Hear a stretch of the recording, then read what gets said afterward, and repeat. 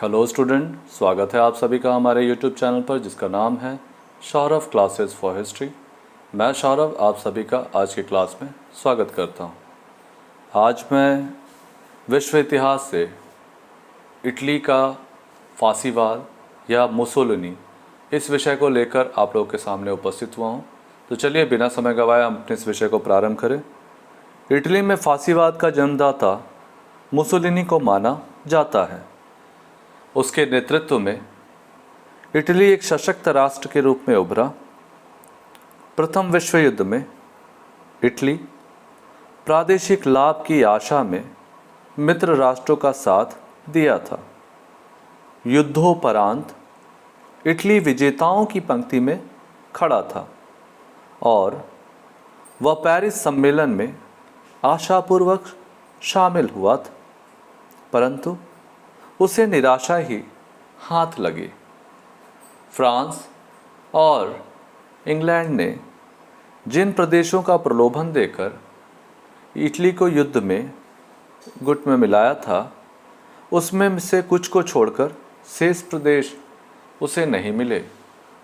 Italy fume तथा अल्मानिया पर अधिकार करना चाहता था, परंतु उसे सफलता नहीं मिली। अफ्रीका में साम्राज्य विस्तार की लालसा भी अधूरी रह गई। युद्ध में उसके 5 लाख सैनिक मारे गए तथा 10 लाख सैनिक घायल हुए।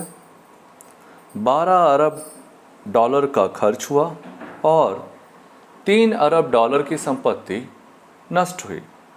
इटली को व्यय की तुलना में आय नगण्य ही हुआ।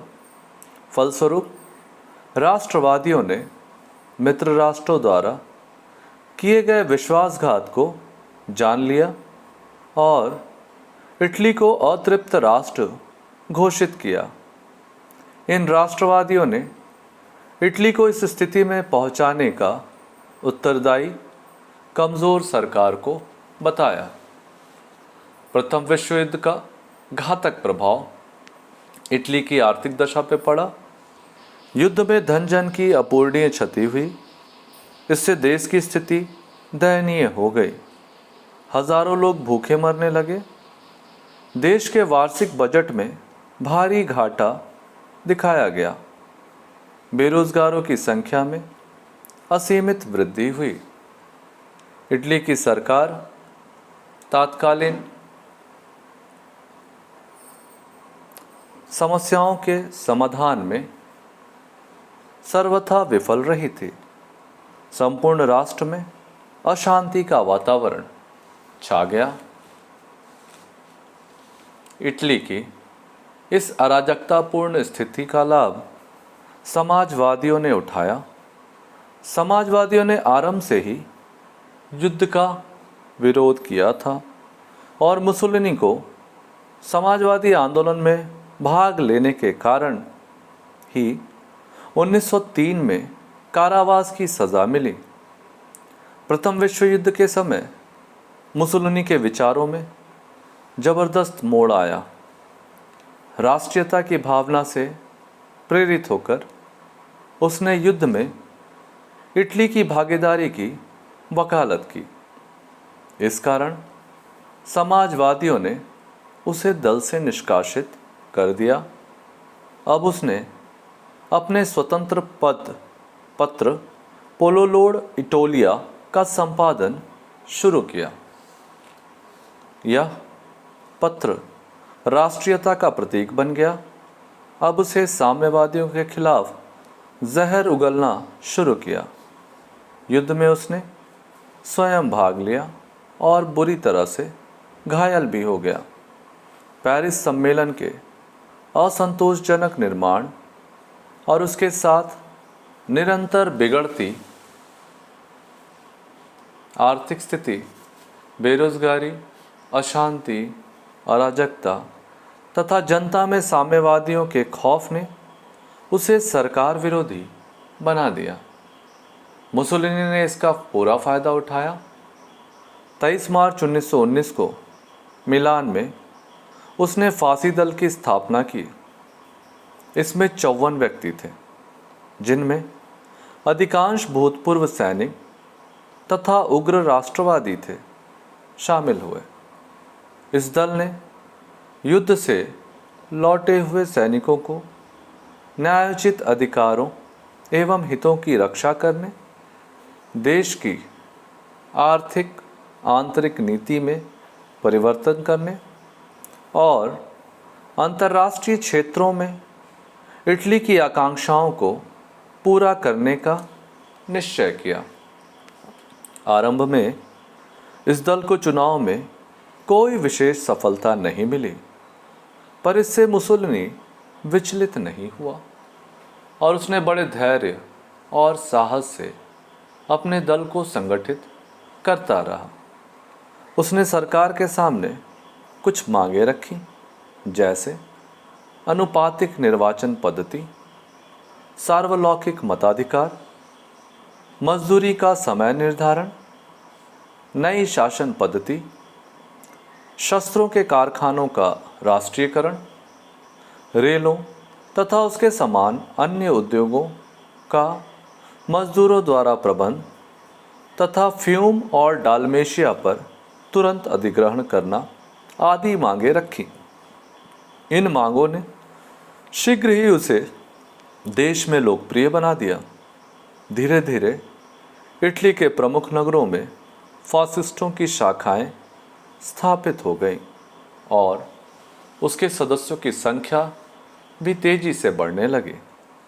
सरकार और समाजवादियों ने उनके दमन की भरपूर चेष्टा की, पर वे विफल रहे।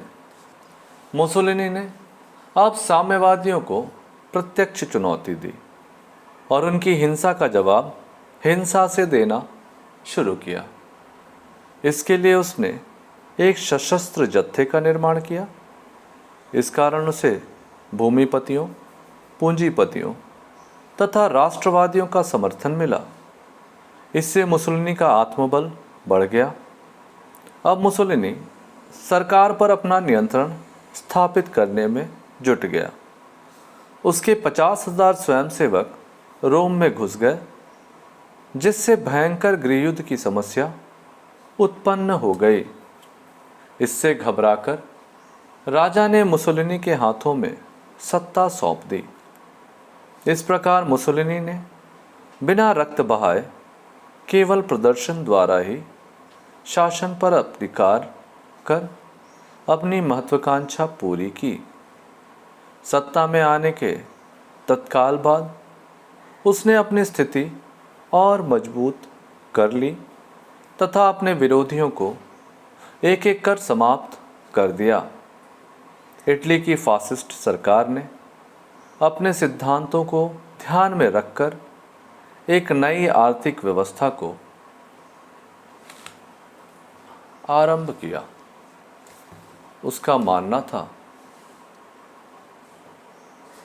कि प्रत्येक आर्थिक मामलों में हस्तक्षेप करने व उत्पत्ति पर नियंत्रण रखने का राज्य को पूरा अधिकार है। फासिस्टवाद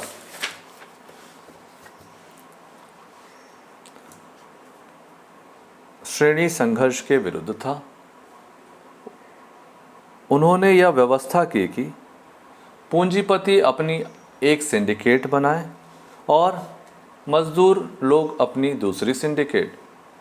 किसी भी समस्या के समाधान के लिए दोनों सिंडिकेट निर्णय करें। समस्त सामाजिक वर्गों के हितों का समन्वय होता है और सभी की समान रक्षा होती है। इसके साथ ही आर्थिक क्षेत्रों में भी अनुशासन बना रहता है। विश्वव्यापी आर्थिक मंदी के कारण उत्पन्न कठिनाइयों को देखते हुए 1933 के अंत में राज्य की संपूर्ण अर्थव्यवस्था को पूर्ण रूप से निगमित ढांचे में ढालने का प्रयास किया। समस्त राष्ट्रव्यापी आर्थिक व्यवस्थाओं के लिए एक निगम की स्थापना की, जिसमें मालिकों और मजदूरों के बराबर प्रतिनिधि रखे गए। ऐसे 22 निगम स्थापित किए गए। सभी निगमों की कार्यकारिणी समिति होती थी जिसका अध्यक्ष मुसोलिनी था। सभी निगमों की कार्यकारिणी समिति को मिलाकर राष्ट्रीय निगम परिषद का गठन किया गया। मुसोलिनी ने शक्ति के आधार पर सत्ता हस्तांतरित की थी और जनता को बड़ी आशाएं दिलाई थी। वह जानता था कि सत्ता को अपने हाथों में बनाए रखने के लिए यह आवश्यक था कि वह जनता की आर्थिक समस्याओं को दूर करे। उसका मुख्य ध्येय युद्ध को समाप्त करना और देश की उत्पादन क्षमता को बढ़ाना था। सत्ता संभालते ही मुसोलिनी को गंभीर वित्तीय संकट का सामना करना पड़ा, अतः उसने राज्य के व्यय में भारी कटौती कर तथा नए करों को लगाकर 1925 तक बजट को संतुलित कर लिया। मुसोलिनी ने सेना का पुनर्गठन किया। युवा बालकों को सैन्य सेवा के लिए तैयार करने के उद्देश्य से सामूहिक व्यायाम, युद्धाभ्यास एवं खेलों के प्रशिक्षण दिए गए। 18 वर्ष की आयु के सदस्यों को दल का सक्रिय सदस्य बनाया। इन कार्यों से 1927 में दल की कुल संख्या 10 लाख हो गई। युवा संगठनों के सदस्यों के अतिरिक्त अन्य किसी को भी सदस्य नहीं बनाया जाता था। इटली के सहायक संगठन लड़कियों को पारिवारिक जीवन के विविध दायित्वों का कुशलतापूर्वक निर्वाह करने की शिक्षा देते थे, जिससे वे भविष्य में कुशल पत्नियां एवं माताएं बन सकें। इटली में प्राकृतिक साधनों का अभाव था तथा वह एक गरीब देश था। मुसोलिनी इटली को स्वावलंबी बनाना चाहता था और इसके लिए उसने विदेशी वैज्ञानिक एवं इंजीनियरों की सहायता ली। बेकारी मिटाने तथा देशभक्ति को जागृत करने के लिए सरकार ने लोक निर्माण का एक विस्तृत कार्यक्रम आरंभ किया।